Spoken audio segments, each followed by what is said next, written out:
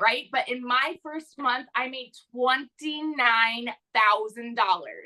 By my first 5 months, I hit my first six figures. When I tell y'all, this girl, I'm sitting here like, I know what it's like to work three jobs and be broke and not even be able to afford heat for 6 months. Okay. I've never seen an income like that.